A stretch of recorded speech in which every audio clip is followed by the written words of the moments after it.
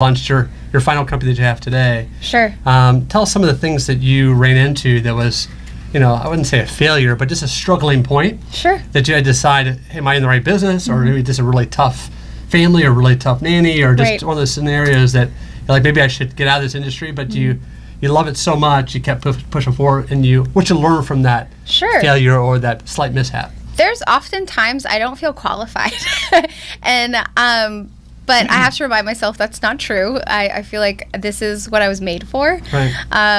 Entrepreneurship runs in my family, and so I'm no stranger to failure or defeat and overcoming those things, which I think I have to thank probably my mom for. But I would say it's tough because you have this grandiose idea, and I think a lot of us are dreamers. On my LinkedIn, it says dreamer, it says dream catcher, because I feel like a lot of us, especially I feel like the first 25 years of my life was dreaming and starting and never finishing. Okay. And then but it was always revolving children. And so I knew that I needed to be in the childcare industry. I just didn't know how. It was everything from writing. I was going to write a children's book to starting a daycare, or, there's all sorts of things. But it was just this roller coaster of how do I do this? Right. And so finally, I just at some point, you kind of have to jump. Right. And so I jumped, and it was really scary. And I tell people I call myself a recovering people pleaser. So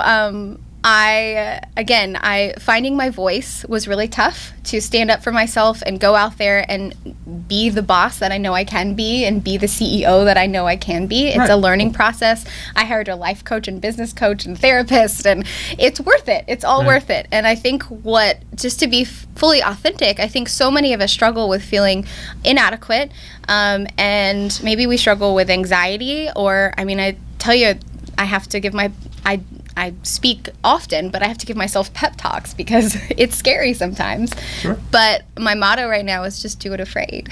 And you just got to keep going. Accept it. Yes, accept it. So entrepreneurship is a roller coaster. And I tell you, it has been a tough 3 years.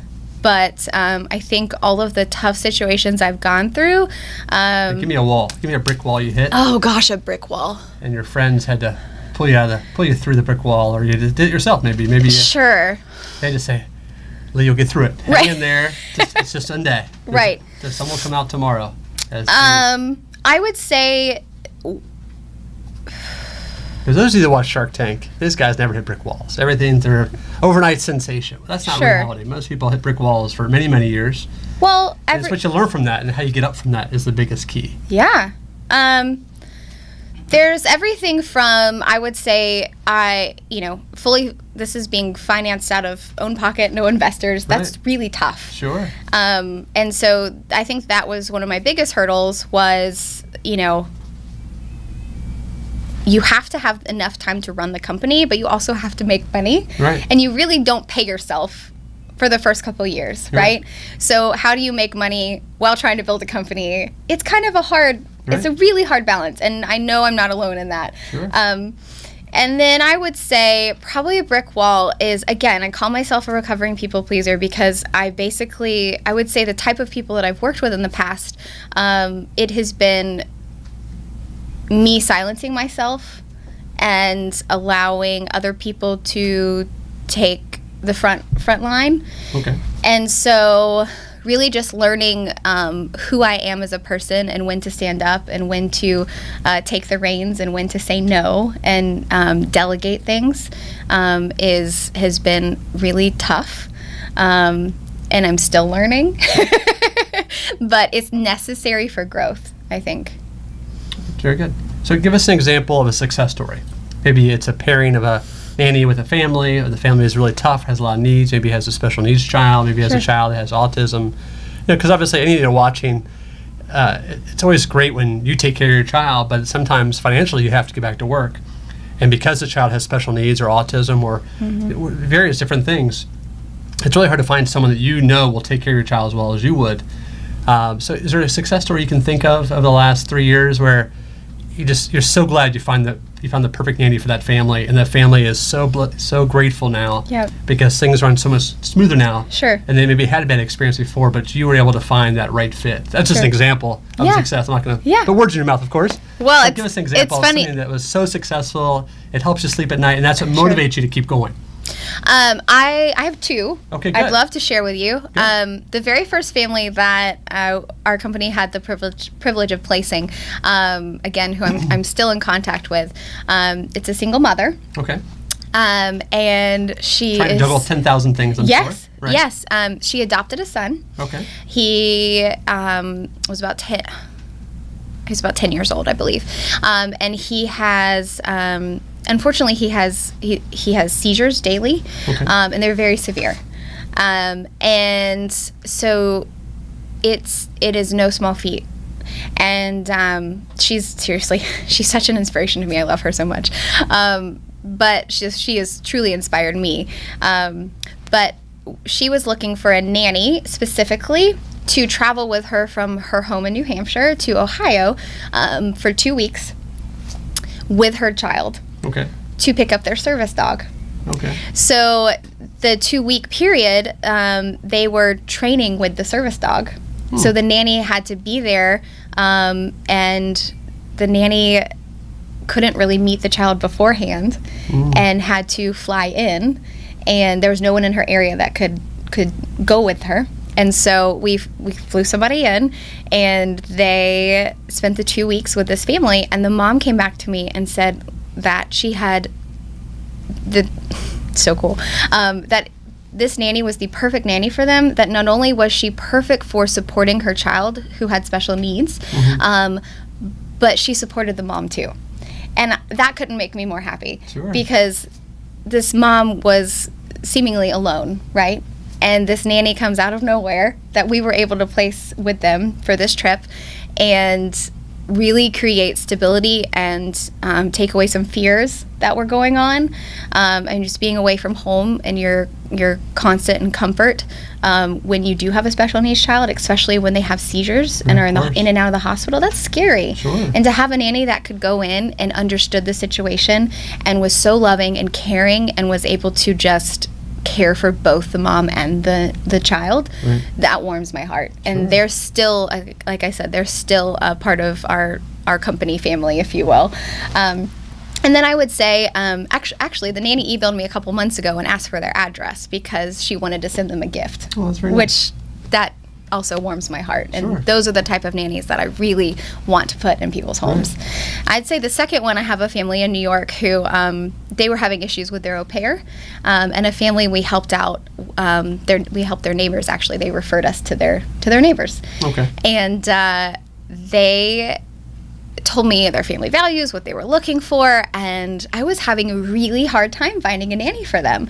But I finally found this nanny, and I told them, I was like, this is it. Like, I didn't have anyone else, but I knew this person was going to work out. And I think it's been at least 6 months, and every now and then I get emails saying, I just want to let you know how happy we are, from the family, saying that they wish everyone could have a nanny like their nanny, and that awesome. This nanny has made their lives so much better, and the kids love her, and that's what makes me keep going, is to know that when I'm placing these nannies in their homes, the whole point is I truly believe that nannies have a unique ability to impact the next generation, and they're doing it. It's really neat. So you mentioned au pairs. Help us understand how au pairs are different from nannies. Sure. So typically au pairs come from other countries, and they're only allowed to work up to 40 hours. Okay. And you have to pay there's a certain pay rate. It's quite lower. Au pairs are more affordable, however, compared to a nanny. Okay. However, they can only work 40 hours, and they have to attend different trainings throughout the month. Okay. So if you're an extremely busy family, I don't recommend an au pair. You'll probably have to hire a nanny, like an evening nanny, if you have an au pair as well and you're super busy. Au pairs are great for older children. Typically, au pairs are, I believe, I'm not an expert on au pairs, I will say this, but I believe they're under 25. So if you have an infant, I don't recommend a au pair, but older children, au pairs are fantastic for. Okay. This helps people understand, because I think one of the biggest challenges as parents that are watching is trying to figure out what's the best fit. You hear about the babysitters, you know about your neighbors using them for a night out. You hear about the nanny because of TV shows and just they've been around forever. Right. And then you hear about au pairs for people that do bring, or maybe from other places, and Yes. that's what they trust. That's what they grew up with. Maybe they had an au pair as a child. So I think there's a lot of confusion out there as to how they're different. Right. Not only pay scale, but also services. I think Sure. it's helpful for us to clarify some of those things. Right. And actually, I will say au pairs cannot do any housework at all. Okay. So a nanny can help you with, I believe an au pair can That's all you have to but- say in my household. Right. Yeah. Can't have housework. It's not going to work out. Between the dishes and the laundry and Right. everything else, and just cleaning up, just like day to day. I mean, the kids Right. can destroy rooms so quickly. It's so nice. It's nice to have someone that can at least tidy up a little bit before we get home, and instead of coming home after working all day and having to clean up the whole house, cook the Yes. dinner, do the dishes. Yeah. It's overwhelming, a lot to do. And again, that stress transfers into the kids and Mm-hmm. to the relationship with the family, and it's just more than you have to handle. Mm-hmm. So, reminder of viewers again, your website and how they can get a hold of you and all that fun stuff, your social media handles. Okay. Oh, All that fun stuff. perfect. So our website, it's www.familyfirsttravelnannies.com. You can find us on Facebook, Family First Travel Nannies. Same thing with Instagram. And my email is info@familyfirsttravelnannies.com. Excellent. Well, thank you so much for being on the show. Before we wrap up, we have 1 minute left. Okay. Is there anything we didn't talk about that we want to add at the end of the show? Sure. I think one thing is I always like to encourage parents, and I just would like anyone listening to know that it's okay that you need help and to give yourself some grace. Excellent. No, that's true. I think all of us need help in some way or the other. It's just a matter of asking for it. Yes, absolutely. And it's not a sign of weakness if you ask for help. It's actually a sign Absolutely. of strength when you ask for help. It is, and it can really help your family. Excellent. Well, thank you so much for being our guest today. We appreciate it. And you're watching the Perky Collar Radio Show on WDRB Media. We'll see you next week.